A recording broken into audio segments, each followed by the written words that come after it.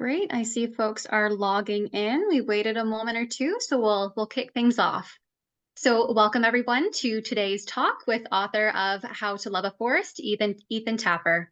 Before we begin with today's session, which will run for about an hour to an hour and a half, I would like to share that the Ontario Woodlot Association acknowledges that we are gathered on the shared traditional lands of the Indigenous peoples of Turtle Island.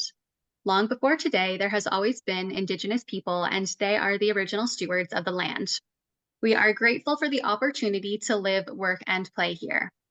We offer our thanks and honor all the generations of peoples before us who have survived and thrived here since time long past. This land continues to serve as a meeting place and crossroads for peoples of many nations. Our recognition of the contributions and importance of Indigenous peoples is part of our collective commitment to make truth and reconciliation real in our community as we strive for a shared harmonious future. Part of this shared harmonious future is working together to ensure healthy forests. Now, before we dive into today's talk, the OWA is proud to announce that as of today, the Canadore College Forest in North Bay has achieved both Sustainable Forest Initiative and Forest Stewardship Council certification through the Eastern Ontario Model Forest Certification Program. We are delighted that Canadore is the first campus in Canada to achieve either of these certifications. Their focus will be actively managing the forest for recreation, research, education, biodiversity, and carbon benefits. Canadore College and the Ontario Woodlot Association have developed a strong partnership over the past year, and these relationships are key to healthy forests, which brings us right into today's webinar. So if you can bear with me with the slides here. I'll continue on. Now, just so you know, for today's webinar, all mics are muted and your video is off, aside from myself and our speaker, Ethan. We are also recording today's session, and we will have time at the end for questions. So we can talk about the book, we can talk about forestry, and I'm really looking forward to seeing what questions people have during today's session. So at the bottom of the Zoom screen, you'll see that there's a Q&A box. So you're welcome to put your questions in there, or if you'd prefer to ask your question out loud, you're welcome to click that raise hand function, and we can give you the opportunity to ask your question out loud during the Q&A period. Now, before I introduce Ethan, I would like to share a couple words of praise from authors, just to really set the stage for his talk and why it's a great fit for OWA members who are helping ensure the sustainability of our private forests here in Ontario. Now, Doug Tallamy, who is the author of Nature's Best Hope and a few other books, he said, "Rarely has our personal responsibility for the natural world that supports us been so eloquently articulated. Ecological wisdom abounds in Ethan Tapper's story of restoration, wisdom that needs to be spread far, wide, and fast. His ironic yet accurate message: to save a forest, trees need to die. Read this book and find out why." I've got one more that I'd like to read before we introduce Ethan, and it's from Frances Cannon, who is an interdisciplinary writer, editor, educator, and artist. "This is a manifesto against apathy, for as Tapper came to realize in his early days as a forester, there's nothing radical about doing nothing. Tapper offers insights and suggests for how to love a forest sustainably." So just with a couple of those introductory words, I'll get to introducing the speaker, author, and forester himself. Since 2016, Ethan has worked as Vermont Chittenden County Forester, managing thousands of acres of community forest, leading hundreds of public events, and advising thousands of landowners, municipalities, conservation organizations, and other stakeholders. In this role, Ethan has received numerous awards and distinctions, including being named Forester of the Year in the Northeast Midwest State Forest Alliance in 2021 and the American Tree Farm System's National Forester of the Year in 2024. Congratulations, Ethan. In 2024, Ethan left his role to start his own consulting company, Bear Island Forestry, which will provide consulting forestry services to landowners, consulting services to companies, nonprofits, and government agencies, and conservation education. Ethan is very active on Instagram, which is how we first discovered him. He's also on TikTok and YouTube using the handle How to Love a Forest. And in his spare time, he manages his 175-acre forest and homestead. He goes birding. I believe he was out this morning. And he plays in a 10-piece punk band. So welcome, Ethan. We are very much looking forward to your presentation today and your book reading. Thank you very much. I really appreciate you all for having me. Yeah, so my name's Ethan Tapper. I'm a forester from Vermont, and this is going to be kind of an interesting one because I have done, I've added it up now, and I've done literally hundreds of public events, but I've never done one where I'm reading out of this book that I wrote. So this is a new experience. We're figuring it out, and I built up this whole slide deck of, I want to do these slides, and I think that what actually might be better is that we'll just talk, and we'll see how that works. And you all will be my guinea pigs, right? We'll see how this goes. And so what I want to do is I want to talk about some of the general concepts in the book, a little bit like what led me to write the book, and then we'll do some readings and we'll talk about some of the key themes in the book. So first of all, my name's Ethan Tapper. I'm a forester from Vermont. I grew up in Vermont. I think unlike a lot of the other folks that you might hear who are like nature authors, who are doing this incredibly important work of like managing and caring for ecosystems, I did not always know that this was something that I wanted to do. I grew up in this really small rural village, which was like surrounded by forests, but I wasn't like a nature kid. If anything, they were sort of like an afterthought of all this other stuff I wanted to do. And through a series of just, in retrospect, kind of random events, I ended up on this wilderness expedition when I was 19 and spent 6 months skiing north in the wintertime with big packs on our backs. And then we built a canoe and canoed back down to where we started. And it was this 6-month journey. It was transformative. And after that, I just wanted to be in the woods.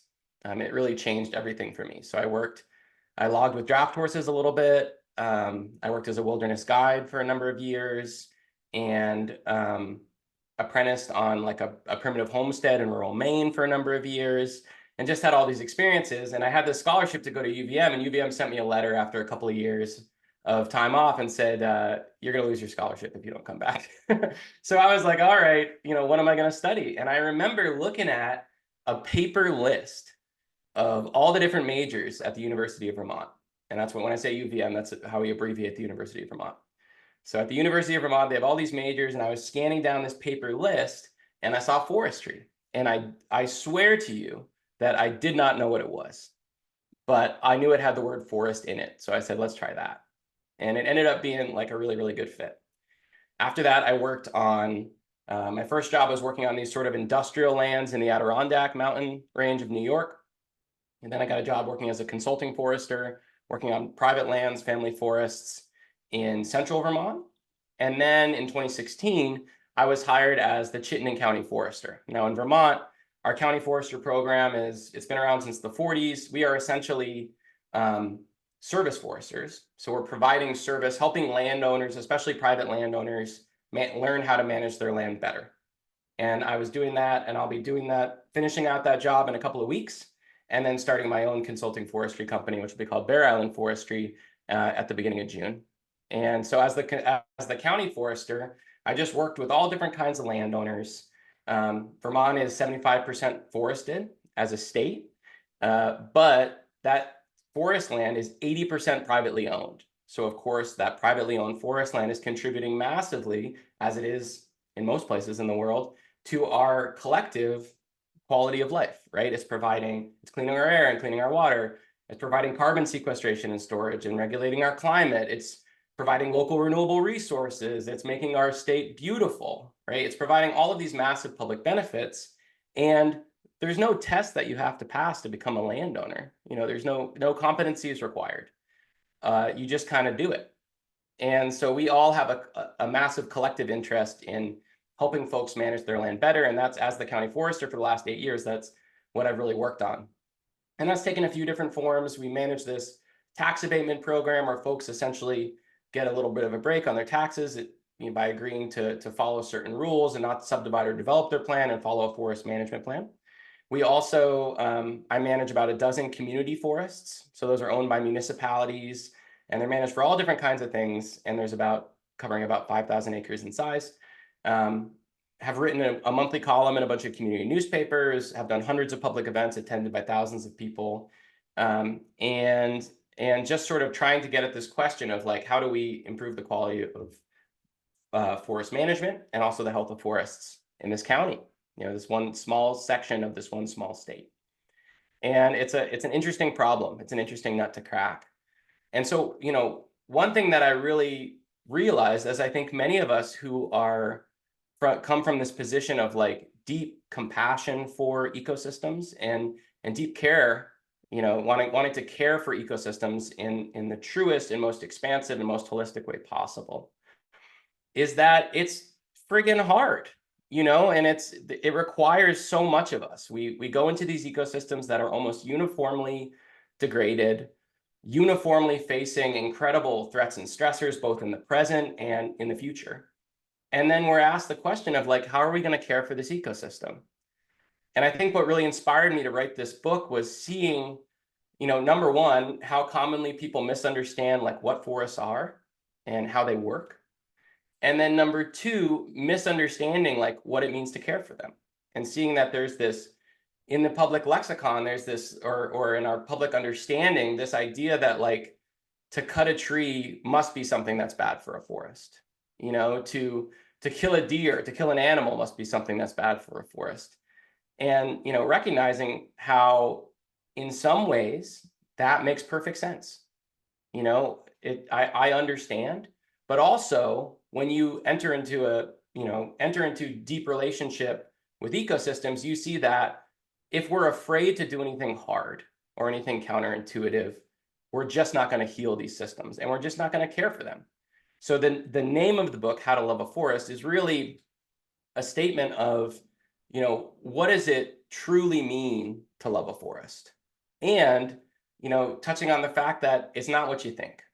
And many of the actions that we need to take to protect our ecosystems are bittersweet and counterintuitive, maybe compromises, doing things as, seeming confusing as cutting a tree to make a forest healthier.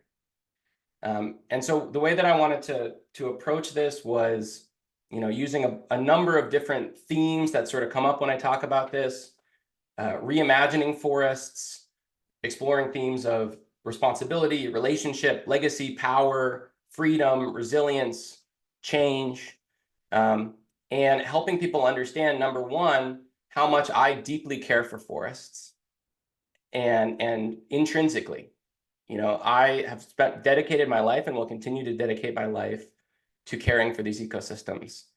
And then also seeing me do these incredibly confusing and counterintuitive things like cutting a tree. And helping people understand how those things are not antithetical to my love for forests. They are the truest expression of that. So a lot of my book is based on my land, which I've named Bear Island. Bear Island is a 175-acre forest here in the town of Bolton, Vermont. And it's an interesting place to talk about this stuff, because when I came to Bear Island, it had basically, I would say, every problem that a forest could have, right? It was degraded in so many ways. And then it was up to me to then, over the last, about 7 years ago, to think about what it means to care for this forest, and if it would be a greater kindness to this place to leave it alone and hope for the best, or to do everything that I could to try and help it be healthier in the future, a greater resource to all of us in the future. And so I want to start there. The book starts with just a walk through my forest and thinking about reframing, what I would call reimagining, the way that forests work. And then we get into some of the other stuff about Bear Island and about my management of it. So here goes.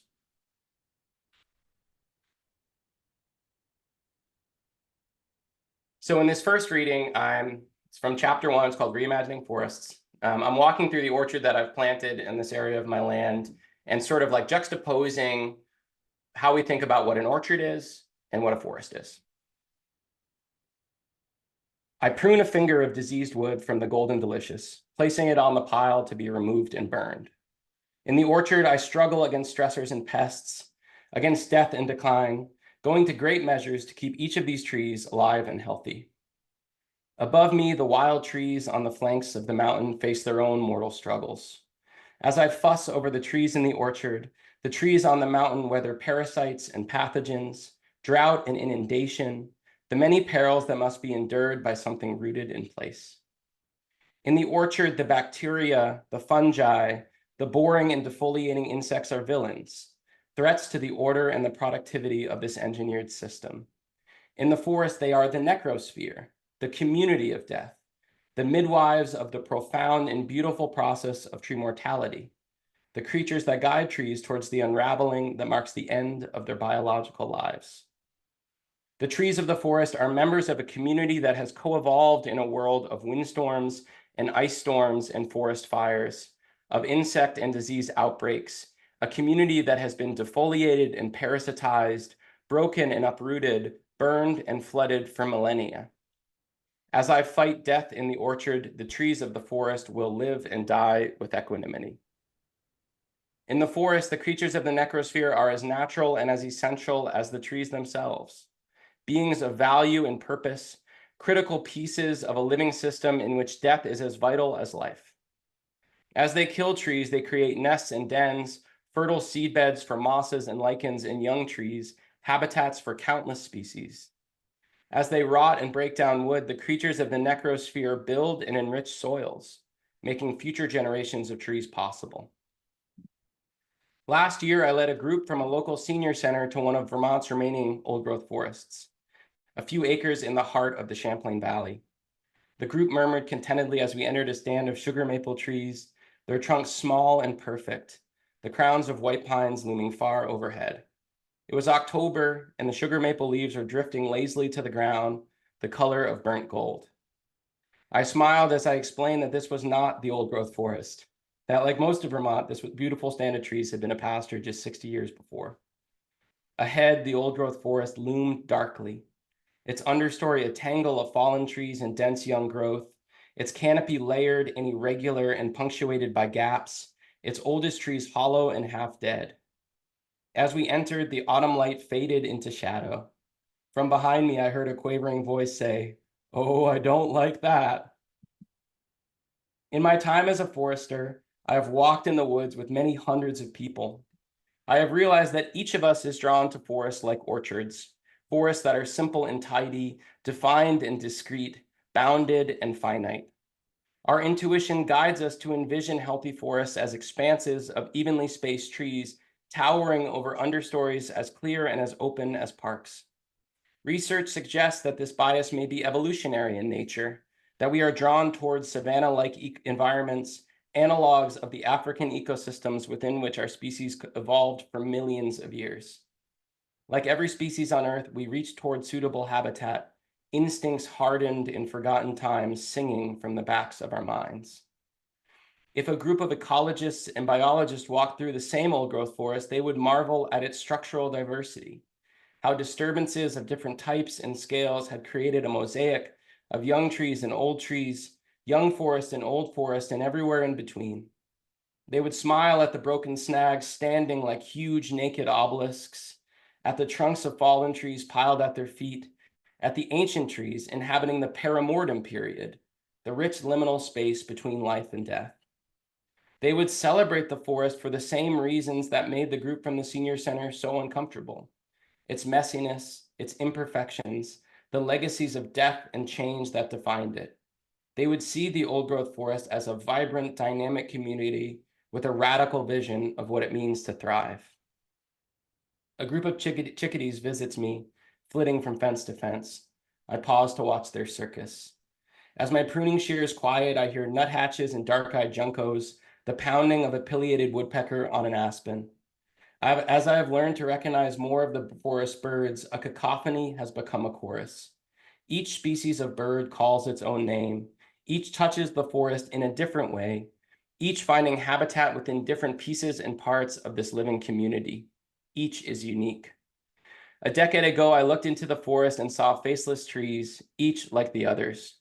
As I have learned to tell sugar maple from red maple, the flat needles of hemlock from the angular needles of spruce, the peeling bark of paper birch from the creamy bark of aspen, the forest has become a creature of diversity and complexity and depth.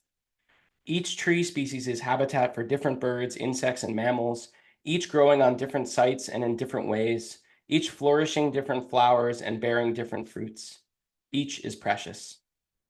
Once I saw forests as no different from orchards. I have since learned to reimagine the forest as something messy and imperfect, complex and undefinable, dynamic and expansive over space and time. I have learned to see the trees in the forest as the coral in a coral reef, the living structure at the center of a community of boundless depth and diversity. I have learned that an understanding of what healthy forests look like, how they work, and what it means to take care of them is not something that any of us are born with. It is something we need to develop. I have learned that forests are not supposed to be pleasant or understandable or beautiful to us. They are what they are, and it is up to us to meet them there. Now, when I look into the forest, I see kaleidoscopes of interactions and connections, critical pieces and parts as diminutive as a bed of moss on a rotting log, and as massive as a mountain, a region, a continent, a biosphere. Now I see that the fungi and the bacteria of the soil, the insects, the mosses and the lichens, the beech and the oak, the deer and the owls and the bears, these things do not live in the forest. They are the forest. The windstorms and the ice storms, the forest fires and the floods, the death and the change, these things do not happen to the forest. They are the forest. Once I thought that being a forester meant being a caretaker of trees. Now I see myself as the caretaker of a reimagined forest, the steward of every piece of this incredible volume of life. So that's the longest reading I'll be doing today. I think, one thing about this first chapter is sort of like setting the table and understanding what I want to reiterate again, right? Which is that when I talk to, the thousands of people that I've met in the woods, one thing that seems to be common to us all is this misunderstanding of like what a healthy forest looks like. Everybody thinks that it should look pretty much like a park. And again, there's some research to suggest that that may be an evolutionary bias. And then also, to not just have a misunderstanding of what they look like, but like how they work. So healthy forests are not places where like it's this utopia where all the trees are staying alive forever and it's all mutualistic and all these things. Like they're dynamic systems. And tree mortality, the death of tree and change within those systems is as normal and as natural, as foundational to their ecology and to everything that makes them beautiful and vital as living trees, right? So, and those are the things, things like dead wood on the ground, gaps in the canopy, dead standing trees, all the things are all things that we would find in our old growth forests, things that our forests have adapted to for our forest, the species that live within our forests have adapted to for thousands of years, and that are all uniformly underrepresented across our landscapes, certainly here in New England. So, it's like, it's hard to talk about what it means to love a forest without first saying like, how do forests work? And for me, when I started to understand that forests were these dynamic systems within which tree mortality and change can be a celebration, it totally changed, what it means to me to be a forester, to care for a forest. Because suddenly I was like, this is a system that understands death and change. And that actually by using the mortality of trees, like the cutting of trees strategically, we can actually help them heal. So there's a lot more there, but moving right along, the next sort of theme of the book that I want to explore is responsibility. And one of the things that I think about a lot is what is our responsibility to our forests? What is our responsibility to each other? In the book Braiding Sweetgrass, Robin Wall Kimmerer talks a lot about, or mentions the fact that, in our society, we think of as landowners, right? We carry this bundle of rights. Here are all of our rights, things we can do to our land. We have, the right to cut the timber and the right to mine it and the right to develop it or whatever. But shouldn't we also have a bundle of responsibilities that we actually owe something to this land? And that being a landowner isn't just about having all this freedom to do whatever we want, but it's also about, having some responsibility toward this land, toward this ecosystem that we're the steward of. And the way that I talk about that is by talking about my first visit to my land, Bear Island. which was, again, a forest that has everything in the world that's wrong with it. Basically this really hopeless place. So I'm gonna do a couple of readings here, and it's gonna sound very bleak. And I promise that it's not always all gonna be this depressing. But I think foundational to our understanding of our responsibility toward these ecosystems, we need to understand like where they're at, and why we need to care for them. So I'm just gonna find my page here. This is so fun and so surreal to be holding this book in my hand. It's been started writing this thing 6 years ago, an hour a day in the morning, 5 to 6 in the morning for 6 years. And now it's like a real thing. Pretty surreal. All right. My tires press the rusted cable into the sod. I drive past the keep out sign, bleached and bent and stippled with bullet holes, and up the hill. The road is faint and overgrown, a steep, narrow path through the woods. As I creep the truck upwards, a ravine cuts a jagged scar through the road's center. I straddle it with my tires, bumping and spinning over loose gravel and rounded stones, banking upward. Finally, the road turns to the north and levels, opening into a clearing tufted with yellow grass. May in Vermont is both spring and summer, a time of hopefulness and promise, a becoming time. As I step out of the truck, the air is warm and humid. The buds of the trees are swollen with expectation, but the light still slices through their bare branches, white and clear. The understory of the forest on the mountain glows faintly green, the soil saturated and awakening. Logging trash hunches on the margins of the clearing, snarls of rusty skidder cables, crumpled hydraulic fluid buckets, beer cans and bottles, piles of cracked tires, the curling track of an excavator capped with emerald moss. To the north of the clearing is the remnant of a forest, a long plateau of stunted trees leaning in the memories of shadows, oak and pine stumps rotting at their feet. To the west is a kind of wetland, a morass of murky ruts, a morass of black ruts filled with murky water. To the south, the clearing opens toward Camel's Hump, the sitting place mountain, its summit still crested with frost. I pull on my canvas vest, its familiar weight settling on my shoulders. I still remember the pride and excitement I felt when I first put on the orange vest, stepping into the uniform of the foresters that I idolized and admired. I remember how strong and heavy it felt, the clean smell of the new cloth. This morning, my vest is as complex and as ornamented as an ancient tree.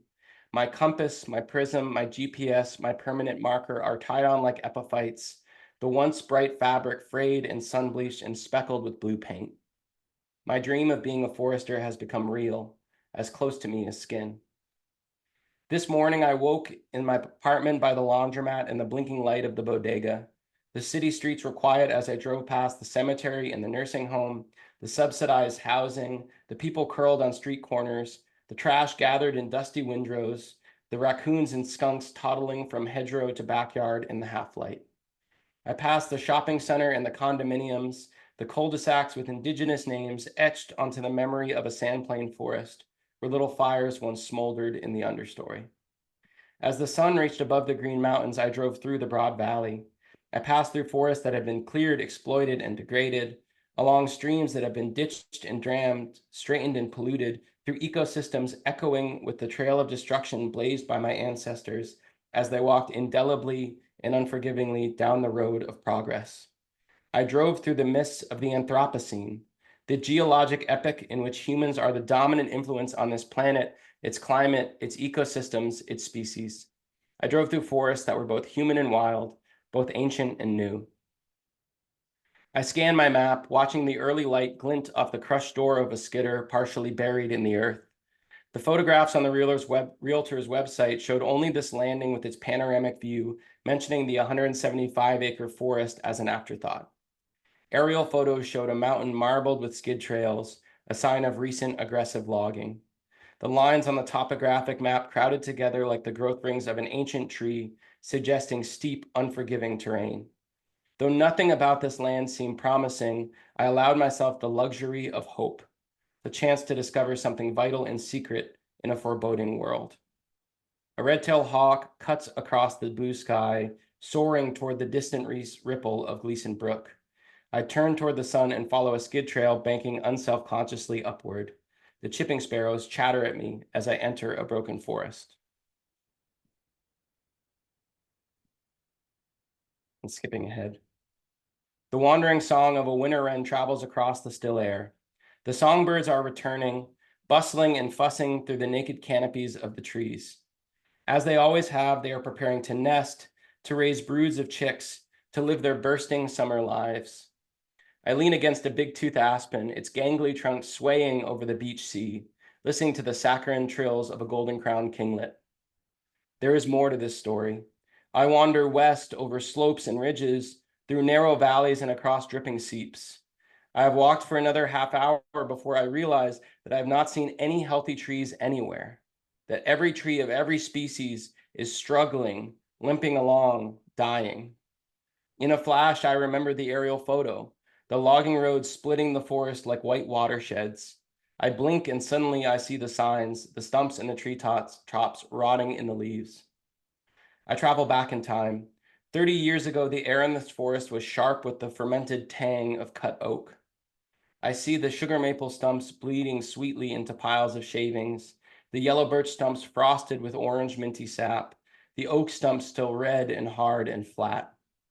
This forest was high-graded, an unethical and short-sighted type of timber harvesting in which all the healthiest and most valuable trees are cut, and the less healthy and less valuable are left behind. This forest was treated like a mine, its value extracted without any thought for its future. As the birds run their cheerful errands through the canopy, the forest is the memory of something beautiful, withering like cut flowers. Like all the forests of my life, it echoes with trauma defined by centuries of exploitation and mismanagement, by a climate crisis and a biodiversity crisis, a mass extinction, by non-native plants, pests, and pathogens, by a society that values forests only for the pieces of them that can be sold. I want to believe that this forest has a future, but I cannot see it. So that's like pretty heavy. But it's important that we recognize, right, that the things that our forests are facing in these moments are no joke. And to suggest that in every case, we can simply leave a forest alone and let sort of nature take care of everything and everything will be fine is unreasonable. And it's not going to happen. And so the question then is if we're going to continue to allow our forests to struggle and to suffer without our help, or if we're going to do something about it. And that's, in a nutshell, that's a lot of what this book is about. So something happened to me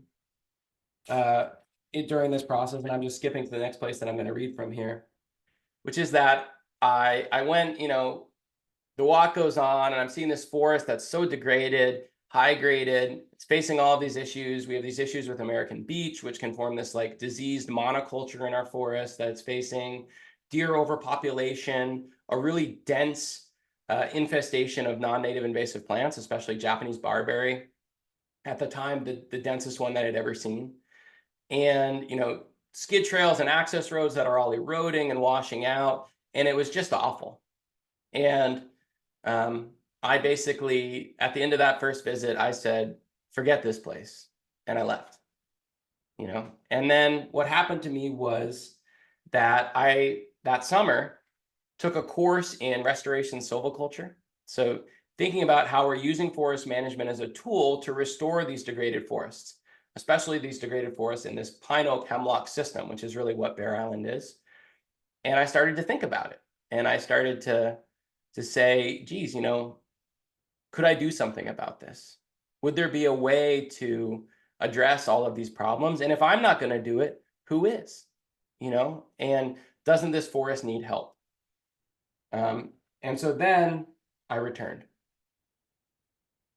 Spring has become summer. I drive east through the broad valley, passing through a living world that feels bright and lush and full of promise.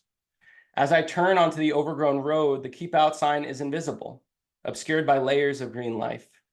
The forest around me is a wall of green, new leaves filling every space. I steer the truck upwards, my tires finally settling in the tall grass of the landing. Over the last month, as this forest awakened into summer, my despair and my anger have softened. I have dreamed out loud to my friends and family, describing the forest on the mountain with a growing tenderness. I have craned my neck toward the cliffs of Stimson Mountain as I rode the flats of the highway, searching it with my eyes. I have read about restoring degraded forests, about how we might use our power to help forests like this become whole again. Where I once felt only emptiness, I have let myself kindle an ember of hope. I walk up the steep trail, the forest around me bubbling with life. Ravens quark from the pines, squirrels skittering through the leaves. The wandering tracks of a black bear meander ahead of me, crossed by turkeys and foxes and the tiny prints of scores of racing chipmunks. The forest understory has become a field of lowbush blueberries, their flowers like white bells. The air is filled with the buzzing of insects and the songs of warblers and wrens and thrushes. The fullness of summer envelops the mountain. The forest is a centuries-old house, its doors hanging on their hinges, its windows milky and broken. Birds flit across the hanging eaves, weaving tiny round nests with dried grasses and slivers of birch bark, a ribbon from a balloon, a thread of blue tarp. Coyotes hunt house mites in its flaking halls, tadpoles wriggling under clapboards bearded with sheaves of dripping moss. The forest sags under the weight of an unkind past, an impossible present, an unknown future, and still it clings to its beauty. The forest inside of me is changing. I am turning from spring to summer, breaking bud, growing up. I am beginning to realize that this world belongs to us now, whoever and whatever we are. I am beginning to realize that we can only fulfill our promises to this biosphere, to this forest, to future generations. I am ready to step into responsibility, to live a life of purpose, to help build a better world. Like this forest, I am crooked and imperfect. Like this forest, I am called toward wholeness. The light on the mountain has changed. While I still see the wounds that riddle the body of this forest, I now find sparks of hope and beauty. I discover tall cliffs and clear tumbling streams. I find a few smooth-barked beech trees, their trunks patterned by the claws of generations of black bears. I find serviceberry and sweet fern, corydalis and columbine, a few reclusive ginseng. I find overlooks capped in reindeer moss and bobcat lays etched into the rocks. I see a forest fighting to discover itself inside of this moment. I know the feeling. I push through a beech thicket, finding myself on a dome of rock overlooking the broad valley. I think of my friends, my band, my little community in the city. Even as the world around us contracts, even as we struggle under the weight of institutions that do not serve us, even as we confront unjust and harmful legacies left for us by past generations, we are discovering what it means to live in this world, what it means to take care of ourselves, what it means to take care of each other. In spite of everything, we are searching roots, reaching for freedom, happiness, and purpose, winding towards sweetness in the dark. Despite everything, we believe that our destiny and the destiny of this world is not to be broken, but to be beautiful. So that is sort of intense. And, you know, a descriptor of the second time that I visited, and I said, there is hope here after all. And there's something that we can do about it. And also knowing that that thing that we can do about it would require me to do stuff like cut trees, to do stuff like kill deer, to do stuff like spray herbicide on invasive plants. Like, none of those things would be things that many of us would ever think could ever be an expression of compassion to these ecosystems. And yet, using those tools, you know, it's this incredible power that we have. And it's interesting, and I talk about this a lot in the book, that like all of those tools are also tools that have been used to degrade forests. In my case, you know, I own this timberjack skidder, right? I have a timberjack skidder and a chainsaw, the same tools that those loggers used to degrade my forest 30 years ago. And I now use them as tools of healing, right? Where I'm using them in a different way, still cutting trees, still using that skidder, but in ways that are actually undoing the work that those loggers did and promoting a more diverse forest, a healthier forest. And the folks here, like at the Ontario Woodlot Association, who actually work in managing ecosystems, that makes perfect sense. But I think I'm recognizing that to a lot of people who are not in this world, that is really hard to understand. And so what I really want to demonstrate is, the depth of my care and compassion for my land, Bear Island, and for all forests, and then to sort of hold your hand as we then go into these complex decisions that we need to make to truly love these forests. So I'm going to do a couple more readings here.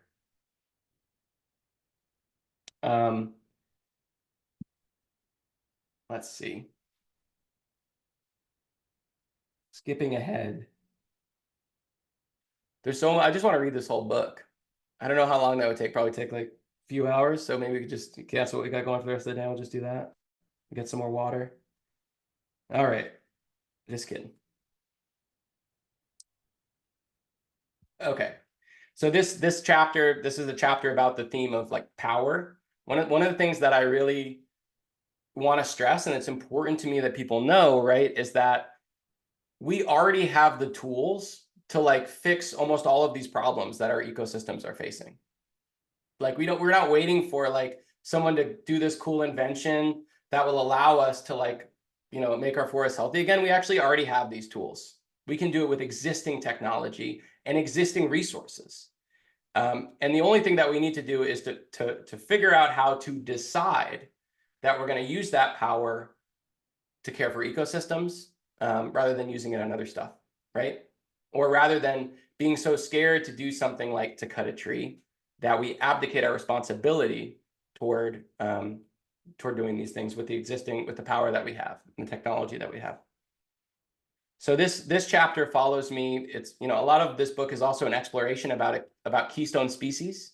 Like, what would it mean for us as humans to become a keystone species? I'm sure that most of you listening know what that means, but for those of you who don't, a keystone species is a species like a beaver that, creates habitat for tons of other species. So when you lose that species from an ecosystem, you lose habitat for tons of other stuff. So it's like, the analogy is, it's like when you have a stone arch, there's one stone right at the top. That's the keystone. And if you pull that stone out, the whole arch comes tumbling down.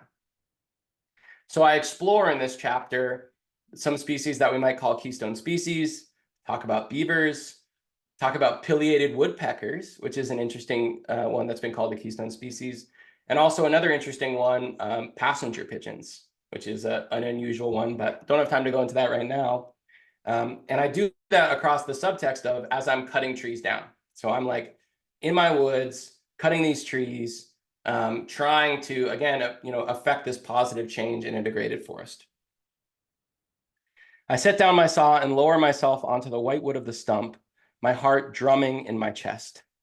My t-shirt is soaked, my arms coated with shavings. All day, the chainsaw has shaken my body, has droned in my ears. Now it is quiet, and the forest seems to rest in an unearthly peace. The sun casts lacy shadows on the trunks of the oaks. A rind of blue sky opened around each of their crowns. Around them, what was a placid forest this morning has become a tangled mess, raw and upturned and sideways. Trees jumble and twist in every direction, their leaves still green and flushed with water, still turned hopefully upward. I can no longer remember how many days I have spent like this, how many hours, how many times I have injured myself, and how many times I have suffered near misses. I have sacrificed so much, have taxed my life in so many ways, all so I could see these oaks standing like refugees from some lost ancient culture, wrapped in silk. On the flinty soils of Bear Island, I fight against the tides, fighting to bring light to this darkened place. In this twisted world of beech bark disease and deer browse, of deforestation and high grading, of climate change and pollution and extinction, I have learned to accept that this world demands more from me, that I have no choice but to become a keystone species, singing the music of change. I search for a relationship with this forest that is both pragmatic and kind, tempered with both humility and responsibility. In the years to come, the oaks will grow upward and outward, will expand their roots and their trunks and their crowns. The new gaps in the forest canopy will regenerate, seedlings as slender as blades of grass reaching shyly toward the sun. The bodies of the fallen trees will become habitat for countless animals, plants, and insects, for gardens of mosses and lichens, for the creatures of the necrosphere and the rhizosphere. In time, I hope that my work on this summer day will be revealed to be an act of generation. I shoulder my chainsaw and start down the skid trail toward home. My arms are heavy, my energy spent. I have spent years of summers on the mountain, weeding around each healthy tree. Along the sides of the trail, wood tangles at the feet of every oak, their trunks slowly thickening. Everywhere the forest has been cracked like an egg, golden and broken and suddenly boundless. I am learning that there are times when you must break something beautiful to make it shine again. In the summer forest, deer tiptoe across the mountain, nibbling tender leaves. A fisher lopes along the ledges, nosing checks in the rocks for porcupines. Rodents carry the spores of mycorrhizal fungi hidden inside their tiny bodies into the centers of the patch cuts. Salamanders hunt arthropods through caverns of rotting wood as hawks dive through schools of songbirds, their talons open. Each species is powerful, each affecting each other, each etching legacies on the forest of the future. My species is blessed and burdened with a power unlike the others, the power to shake mountains, the power of having a choice. I believe that our true nature is to be caretakers, stewards of this earth.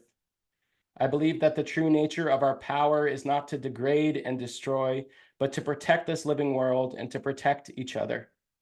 We already have the power to bring justice and mercy and tenderness and opportunity to all things.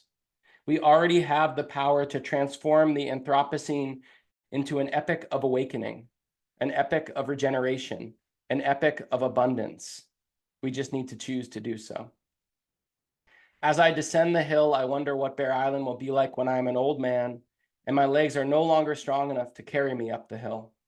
In the dusk of my life, I wonder how many pieces of me will be embedded in this place forever, like stones in the soil. I hope that I will have used my power to help this forest rediscover itself, that in some small way, I will have helped to build a better world.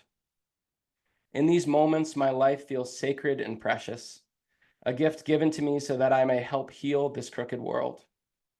In these moments, I feel like a keystone species, life spreading for me in every direction. I walk through the singing forest, dreaming of a living piece, a future written in green ink.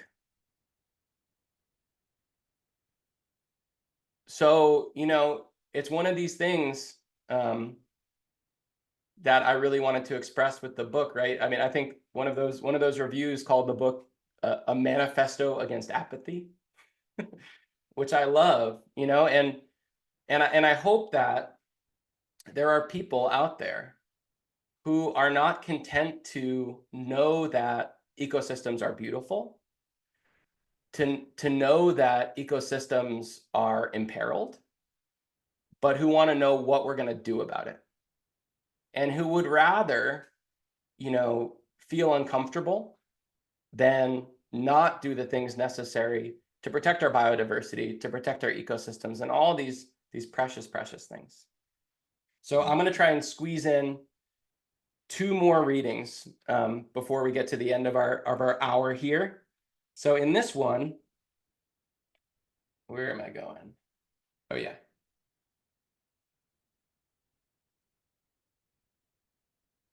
This one is set as I'm visiting someone else's land. This guy Jack, who's kind of like this old timer,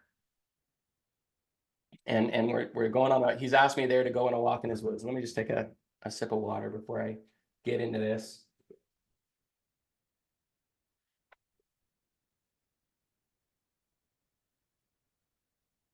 Folks at the Ontario Woodlot Association will know about guys like Jack.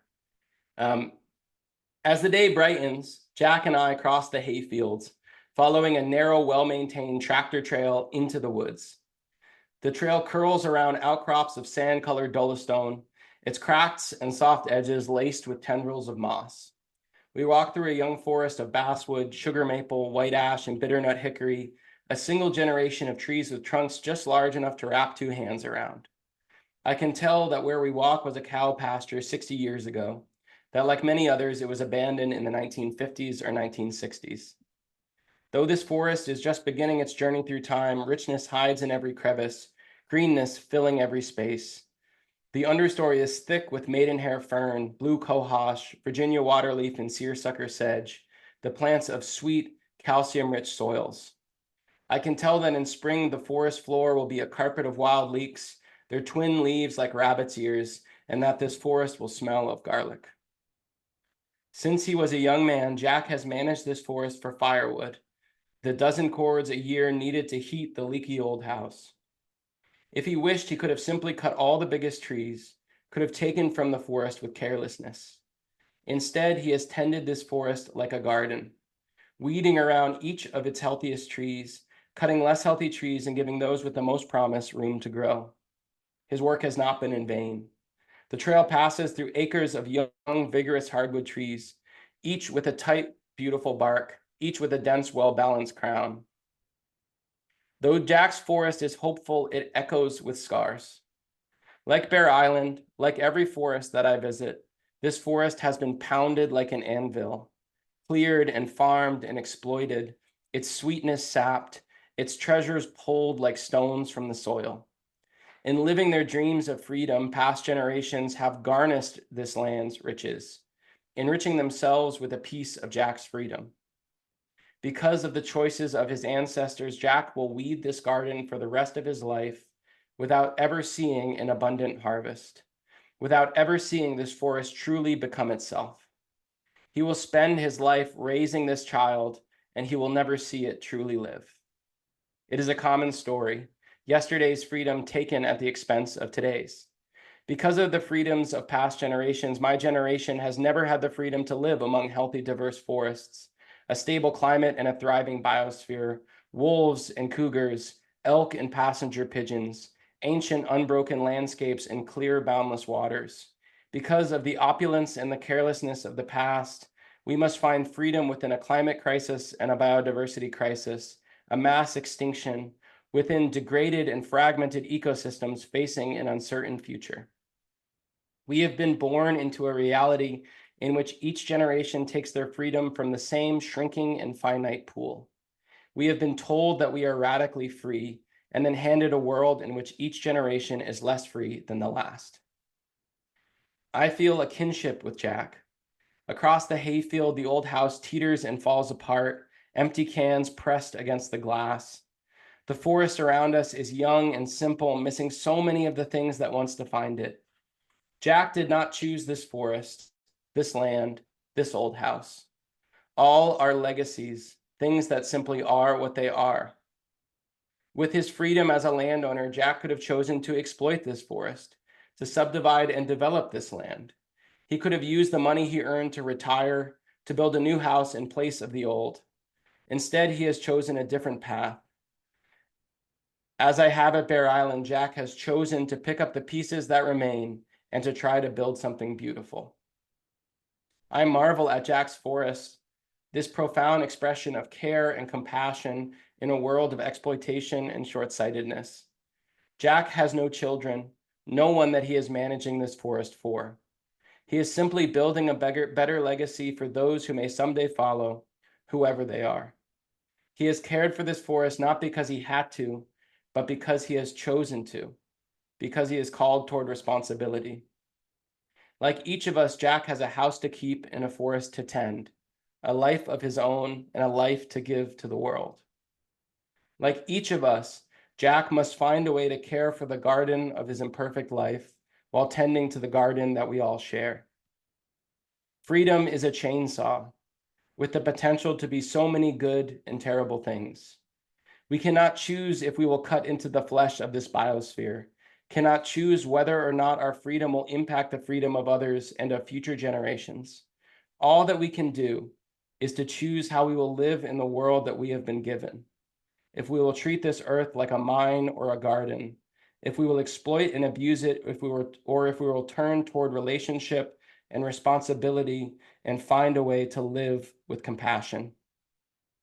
We walk back through the hayfield and toward the old house, its clapboards bobbing in a sea of goldenrod. As Jack and I chat, I am brimming with hope. Suddenly, I can imagine finding balance in this off-kilter world, I can envision a reality where enriching each other is as important as enriching ourselves, where freedom is something that we can only attain together. This morning, I can envision a world where we see our power and our freedom as tools to plant seeds in the earth, to offer future generations a freedom unknown to the world of today. Freedom. Um, so yeah, it's something that I think about a lot, right? Is like, I work with private landowners, and it's up to us as people in this world, right, to make this work and to figure all this stuff out and to try and, we can't reset the past. We have the forest that we have, and the question is just what we're going to do about it, and how we're going to use that freedom that we have. If we're going to use it, to further that degradation, or if we're going to use it to do nothing, or if we're going to use it to make the incredibly challenging decisions necessary to build a better world for the future. And I'm just going to get to my last reading here, and then we'll get into some questions. This one is about legacy. This is actually from earlier in the book. It's something I think about a lot. Like, we're handed this legacy from the past, and that also we leave a legacy for the future. And I also talk about this idea. Legacy is also a biological term. Biological legacies are the pieces of past generations of the forest that persist into the present day forest. So we have like legacy trees, which are older trees in a younger forest, for instance. All right. So this one chapter about legacy is actually written sort of apart. It follows this wolf tree, this tree that grew up in a pasture and lived hundreds of years in a pasture, and then watching this young forest grow up around it as that pasture was abandoned, and sort of looking at history through that lens. So you'll hear someone referred to as the man, and that's me. And so that's a little bit of a different tone than you'll find elsewhere in the book. I'm gonna take another drink of water. Hold on.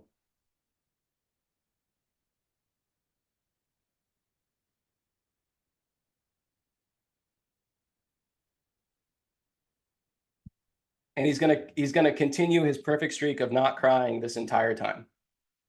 We'll do our best. In this little village at the foot of the mountain, a man with one good eye bought an unloved and unwanted parcel of land. With the stroke of a pen, the man owned the wolf tree and all the trees of the young forest, their roots and their branches, the wood gathered in the trunk, their trunks and the soil gathered at their feet. He owned the stumps where the red oaks once stood, the rutted skid trails, the barberry and the beech, the worms and the deer. He owned the legacies of the people who had destroyed this land's ecosystems and the lives of its first people. He owned all the harmful and unjust legacies that the forest carried into the future, like a ship on a rocking sea. The man's blood was European, the blood of the new people of the valley, the blood of a family that once claimed ownership of hundreds of human lives. He stood on the legacies of genocide and slavery, on a mountain of privilege he did not earn, on racist and unjust legacies that he abhorred, but from which he benefited with every breath. He knew that he had no more right to this land than any of his kin, but there he was. The man met the wolf tree on a hazy summer day, his shirt dark with sweat. As he walked through the young forest, the wolf tree loomed over him like a living shadow, casting light and life everywhere around it. The man approached the wolf tree slowly, as if it were a huge, tender animal. Gently, he placed a hand on its fissured bark, his gaze wandering up into its broken crown. The man imagined the doors that the wolf tree had passed through, the ancient and unimaginable worlds of which this creature was a legacy. The man himself was still a seedling, a child born into the light of an incomprehensible world. As he grew, he was learning that he could not erase the legacies of the past, could not choose the world that he inherited. He could only move forward, could only be who and where he was, could only dream of a better world and do everything in his power to make it a reality.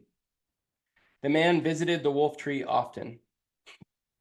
Sometimes he would visit when the bloodroot was in flower, when the wolf tree's buds were swollen with expectation.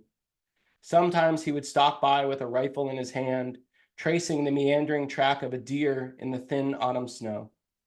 Sometimes he would pass by the wolf tree, in snowshoes, his red ears poking out from beneath his hat. Always he would stop and touch the wolf tree's trunk, look upwards into its twisted canopy, and sigh. The man was learning that he was connected to everything and to everyone on earth through the responsibility he took for the present and the legacies that he left for the future. Rather than letting the legacies of the past crush him, the man draped himself with them, the weight of the burning world settling on his shoulders. Day by day, he began to build something beautiful of his brief life. Day by day, he did what he could to become like the wolf tree, something emergent, a beacon in a world of shadows. On the edge of the clearing, a chipmunk cached an acorn in the rotting wood of a white pine stump. The next spring, the acorn sprouted, becoming a tiny seedling. A pair of delicate leaves announced the seedling's identity to the world. Red oak, the acorn tree. Somehow, the little oak was overlooked by the deer as they waded through the meadow of hay-scented ferns on the edge of the log landing, overlooked by the loggers with their chainsaws. Somehow, the little oak raised itself upwards, growing a thin trunk in tiers of branches, each tipped in lobed leaves and clusters of ornate scaled buds. One summer day, the man waded through the brush at the margins of the clearing, his chainsaw bucking in his hands. As he approached the little oak, he flipped down his visor, revving the saw until it screamed. Suddenly, he stopped, choking to silence with a flick of his thumb. The man looked at the little oak, not much taller than he, nodded briskly, and pulled the saw to life again. Again it screamed, and again it stopped, silence ringing through the clearing. The man set the saw on the ground and stood with his arms crossed, looking at the little oak again. After a long moment, he picked up the chainsaw and walked away.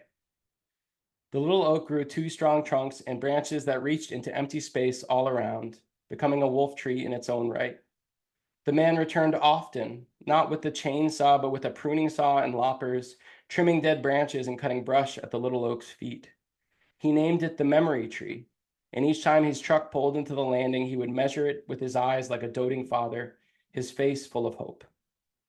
The man and the memory tree grew up together. Through long summer days, the man labored in the clearing in the woods above, working hard to leave a legacy that he could be proud of.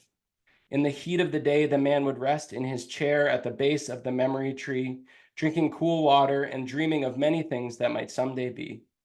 He dreamed of healing, of emergence and abundance, of unwinding the threads of legacy that gripped the forest on the mountain. He dreamed of people who would accept responsibility for the forests of their lives and who would do what is necessary, however bittersweet, to help them shine again. He dreamed of a better world. Against all odds, the memory tree grew into a world of promise and opportunity, a gift to the man's children, a gift to future generations. Slowly, the man's legacy took root like an acorn planted in the earth. Across the world, the Khasi people of northern India built bridges from the bodies of fig trees, training vines into living structures of purpose and beauty. They began building each bridge knowing that it would take generations to complete, knowing that they would never walk across it. They did it anyway. It was their legacy, a gift to their children, a gift to future generations, a gift to an unknown future. Behind us, the world is crumbling. Ahead of us is a roaring stream. What bridges will we build so that our children may cross the water?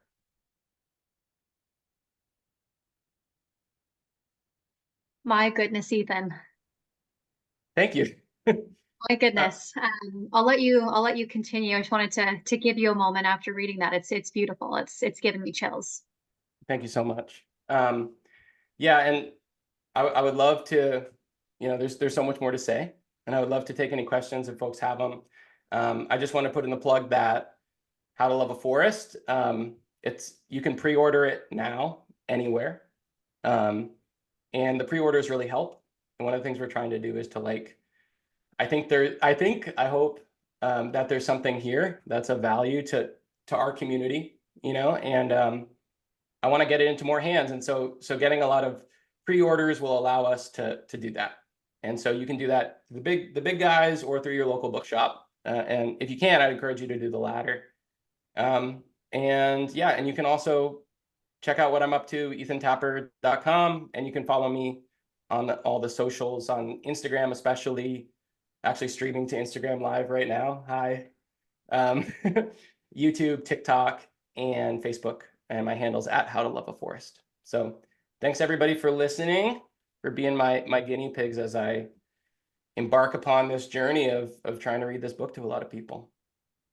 Thank you, Ethan. It is such a pleasure, and we are thrilled to be the guinea pigs on this journey. It's an honor to be able to sit down with the author, be it on the Zoom screen remotely, and be able to hear the words right from the man himself. Um, the thoughts that came to mind just as I was listening to it, like we've read, and I've read as well, Robin Wall Kimmerer and David Talamy, of course.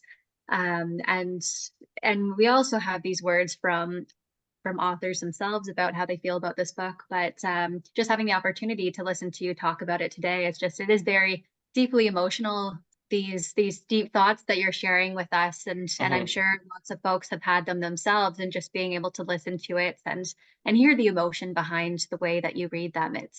It's honest and it's poetic, and you're right when you say ecosystems, they are what they are. And you've put it all together very beautifully. Thank you so much. Yeah, I think when I was writing this, I was just, I was just feeling like there's a lot of books about that ecosystems are cool, and a lot of books about like, these are the threats that they face. And there were not any about like, what do we actually do about it? Like, what is an evolved relationship to have with ecosystems today, and recognizing that it's not enough just to like admire them from afar. We're connected to them, and there are things that we can do to radically transform them. And it's been a pretty remarkable too, as I've written this book for the last 6 years, which is almost tracks exactly with my tenure as the steward of this land that I'm on right now, Bear Island. Seeing the transformation, change is possible. We can do it, and the only question is if we're going to do it, or if we're going to be so scared to do the wrong thing, or we don't want to make the compromises necessary, or whatever, to do so. But we have the tools, and if we're willing to make those compromises, we can affect a massive positive change in our ecosystems. I think you touch on so many things there. We have the tools, and there is sometimes a sense of fear there. It's a matter of getting started and banding together, and we have been starting, just continuing to see all those efforts through. We do have a few questions for you in the chat. You did mention the Great. plug of pre-ordering the book. We've one of the listeners has already tried to pre-order online. She wasn't able to pre-order through the publisher or through Amazon. So maybe we can give them a few other suggestions of Yeah, I'm places to putting it in the chat right now. Oops, I've just sent that to the hosts and panelists. I'm going to put it in the chat to everybody. So, or wait, can I do that? Well, let's Well, see. We'll make sure everyone can see it. yeah, can we send out a follow-up email after Absolutely. to folks that are registered? And so what we'll do is you can go to my website, ethantapper.com/book.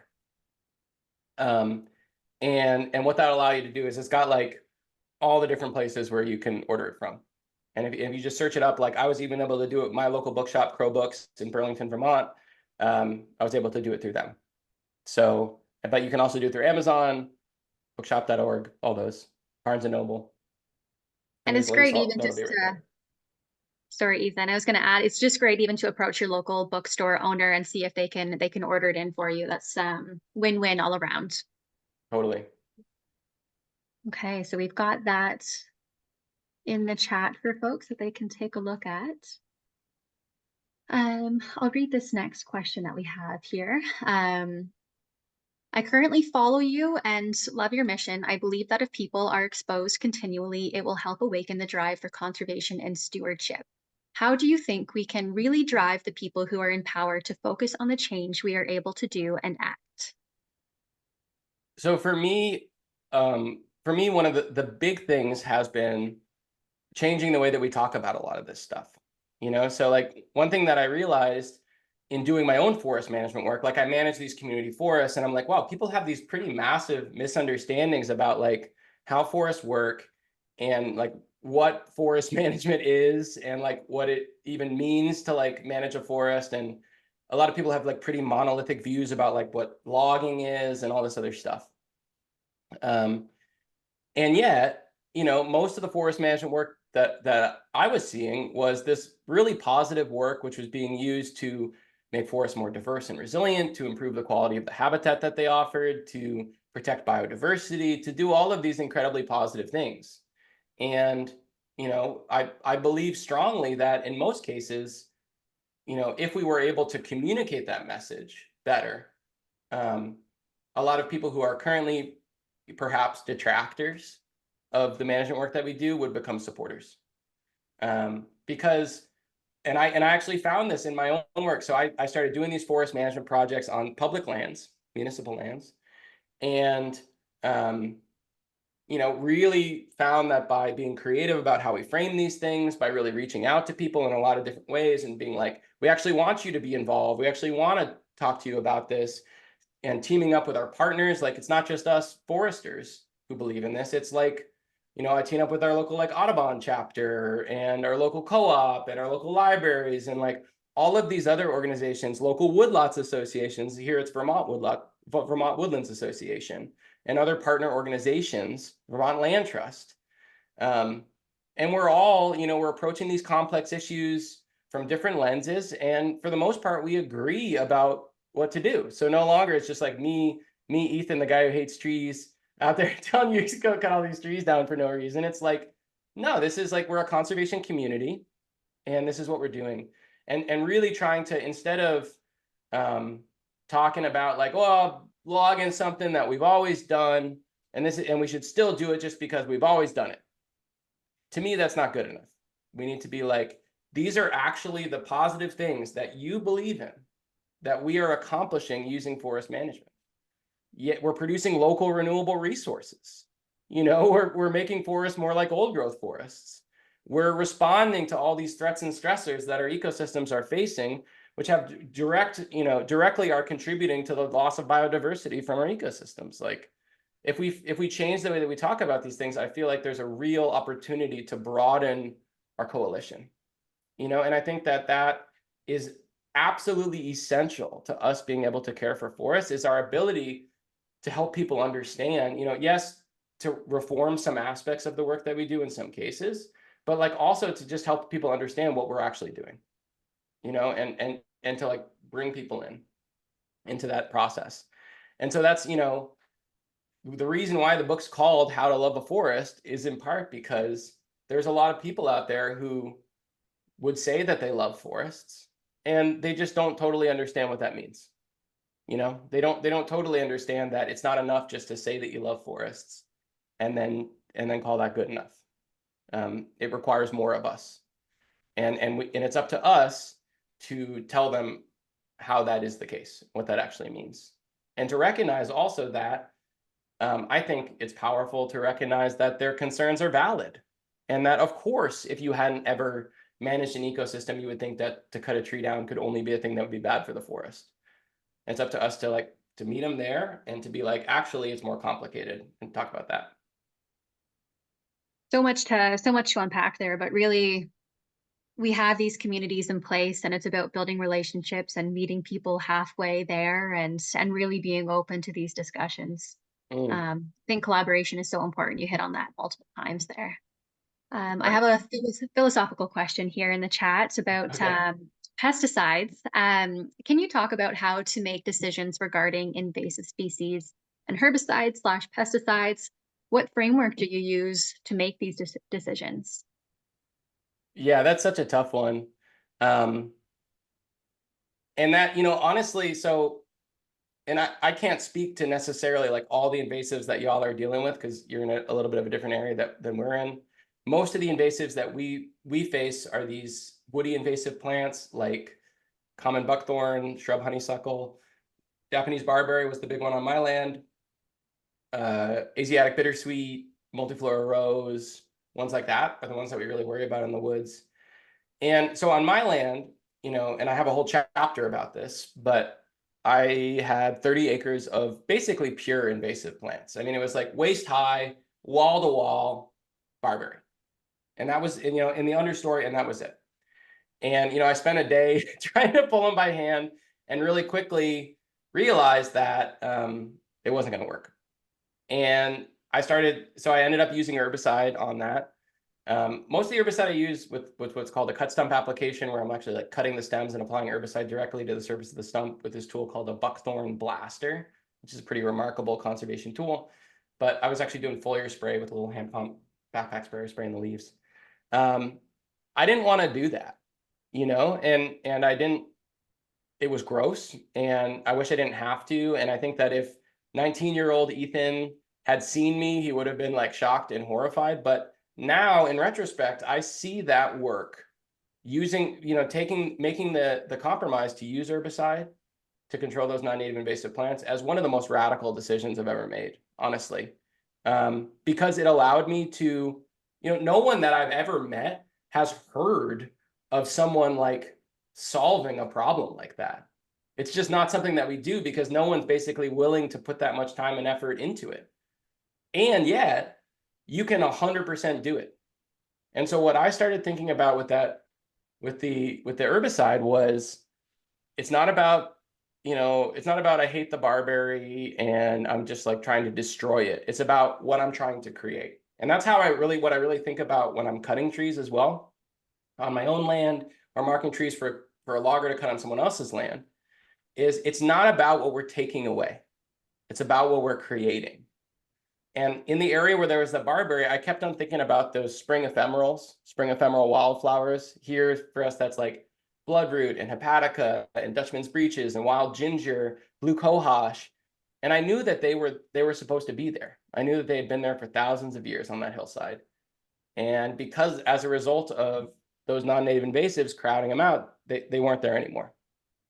And I kept on seeing, thinking about that as like, I am not here to destroy an enemy. I'm here to help a friend, right? I'm here to, as an act of compassion toward this ecosystem, making this compromise so that those ephemerals can be here. And one of the most powerful things that's ever happened to me was, it took me first week, it was like 12 days, second week, 4 days, and now it's like a day a year maintenance. And last year, the ephemerals came back, and to me, I was like, this is what it's all about. And started to ask myself, there are all these pieces of land everywhere that I hear about all the time, where people are like, oh, too many invasives, can't deal with it. And what they're really saying is, I'm not willing to use herbicide, and so I'm just going to allow this ecosystem to collapse. Which, when you put it that way, it feels pretty irresponsible, So, but anyway, that's not to say that like herbicide used in any context is appropriate and that every herbicide is appropriate. They are not, and they're not all the same. The one that most conservation organizations use is glyphosate, not Roundup, but glyphosate, which is an active ingredient that's in Roundup. And the reason we use that is because it's the most environmentally benign herbicide that we have access to. But of course, in every case, we want to use it as minimally as possible and have it be as targeted as possible. But now I actually encourage people to use herbicide, as weird as that seems, because I don't even like herbicide. I like support organic agriculture, and I like, I don't like the way that it's used 99% of the time. But in my experience, the failure rate for landowners who do not use herbicide on invasive plant infestations of more than like a backyard, the failure rate is 100%. And I would love to be proved wrong, but I've never seen, in hundreds of attempts, I have never seen successful control of non-native invasive plants without herbicide. And we got to control them. So this is, that's like the situation that we're in. And that's sort of, when I'm talking about herbicide, is sometimes like a little bit harder for people to conceptualize than talking about cutting trees. So I usually save that one for later, but I know you can handle it. We can handle it here. Yeah, and I actually have a video on my YouTube channel and on my invasive channel, on my Instagram and my other channels, where I talk about sort of my rationale around controlling invasive plants and using herbicide, and how I see that as an act of compassion for ecosystems. We'll have to take a look at that and share it in the email that we send around with the link to the website. Great. I think we've got time for a few more questions. I've got one here that's a little bit more forestry focused, asking about sources for restorative silvicultural practices. So if there's any books, literature that comes to mind. We've got a library on the Ontario Woodlot website, but perhaps there's things that you have in mind, Ethan, that we don't have there. It's a gap. It's a gap, especially resources that are accessible to like landowners. So there is a book, which is essentially a textbook, that is called Ecological Silviculture Practices and Applications, I believe. I have it in my bookshelf here, but it's by Doctors Tony D'Amato, Jerry Franklin, Brian Palick, I think, and a couple of other co-authors. And it's a little dense for a landowner, you know, for someone who doesn't have like, isn't like a ecologist or a biologist or doesn't have like forestry training. But that's the best resource for information about ecological silviculture. There's also a pretty amazing new document that was put out by Doctors Tony D'Amato and Paul Catanzaro, which is called Restoring Old Growth Characteristics to New England and New York's Forests. So that's a really cool one as well. You know, that sort of will guide you in the right direction. Basically, all of the forest management that I do, including commercial forest management with working with loggers and all that stuff, I'm restoring old growth characteristics all the time in the practice of like normal operations. What those characteristics are things like leaving some big old legacy trees, which can be like these gnarly, ecologically complex trees that we used to just cut just to kind of get them out of the way, but we recognize that they're incredibly profound resources for wildlife. Putting dead wood on the ground, encouraging a more multi-generational forest with many different sizes and ages of trees. Creating those conditions which we find in our old growth forests, which is, important not just because we're like, want to have this like, blast from the past, let's make our forests like old growth forests were, but because those are the conditions that we find in old growth forests are the conditions that our biodiversity have adapted to for thousands of years. And those conditions are underrepresented across our landscape. All of those, that multi-generational forests, big old trees, deadwood on the ground, all of those things are things that we can create using forest management as a tool. So yeah, check out the Restoring Old Growth Characteristics resource, which is a short resource, but if you want to go in real deep, let's check out that Ecological Silviculture book. Thank you so much, Ethan. That's a lot of information that people can check out. We also have on the panelist if you don't mind for a moment, we have our program manager, Glenn Prevo, who can provide some information a little bit on the Ontario context and what the OWA is doing. Great. Thanks a lot for that, Ethan.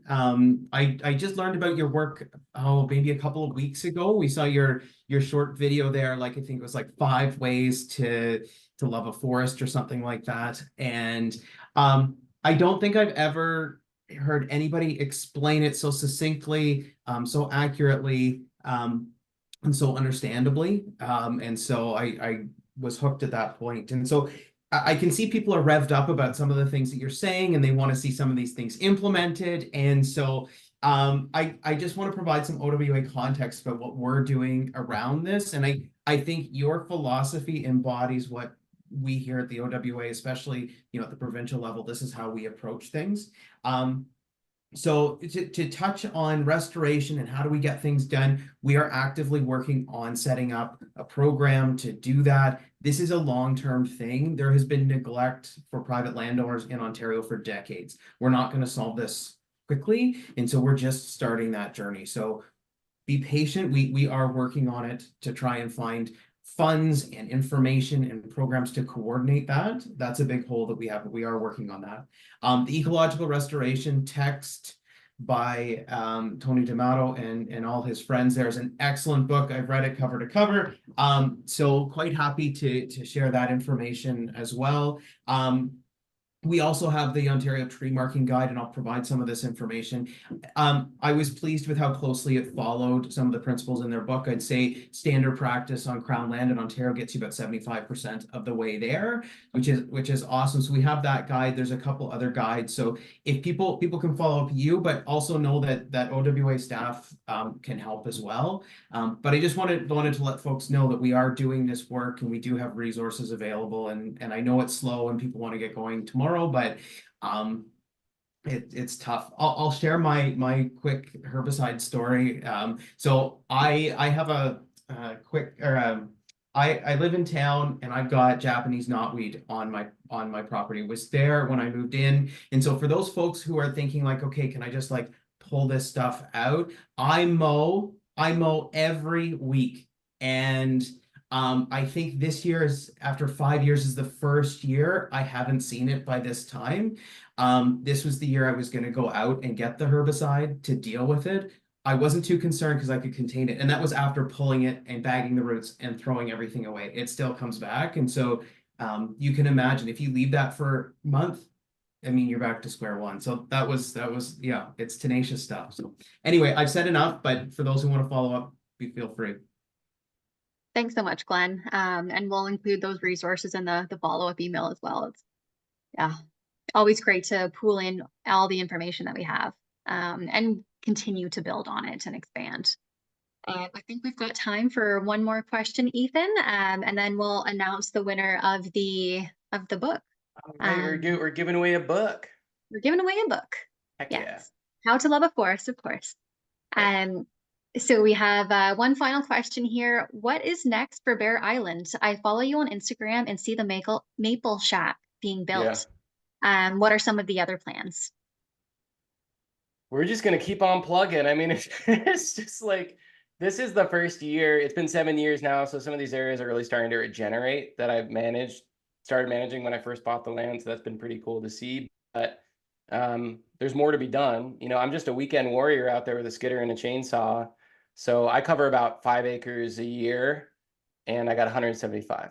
So we're going to, every year there was also a lot of videos recently. I just had my annual week excavator rental where I'm like closing out old trails, building new sections of trails to get me into the area that then I'm going to manage next year. But yeah, I am setting up a little 500 tap sugar bush. I don't know what you call them up in Ontario, but that's a sugar bush, or a sugar place is what we call them. Building a sugar house. And my hope is that we can produce maple syrup that we can almost use like as merch for the book, so that people who want to can actually buy maple syrup produced on the land that they read about in the book. So that'll be pretty cool. And I actually got a grant from our state to do some of that work, to put in a sugar bush. And yeah, there's, you know, if you've managed land, you own land, you know that there's never a shortage of things to do. There's always new stuff popping up, new invasives, new areas to take care of, new situation, emergent situations to address. So that's my plan. Keep plugging, keep on creating content about the work that I'm doing out there and about the book. And yeah, that's what we're doing. Thanks so much, Ethan. I'm afraid that's all the time that we have for today. I just want to read this one comment in the chat before we announce the winner of the book. Lots of thanks and appreciation, and kind words. One individual said, "You are such an amazing poet, by the way. Made me cry with the beauty of your words and the depth of your ideas." I thought I would just share that one aloud. Feel free to take a look at the Q&A afterwards, Ethan. Now, just to wrap things up, I'm just going to announce the winner of the How to Love a Forest. And the winner, the OWA member, is John Henderson, who has tuned in today. So congratulations, John. We will get in touch with you about how we can mail your copy to you out at home. John's a member of the York Durham chapter of the Ontario Woodlot Association. Congrats, John. Congrats, John. All right. Well, thank you so much, Ethan. We really appreciate you taking the time to come and speak with us. We know you've got lots going on right now between the book and forestry and your business, so it's much appreciated. It's been a pleasure. Thanks for having me. All right, you take care, and we look forward to seeing what you do next with your book. Great. See you Thanks, soon. everybody.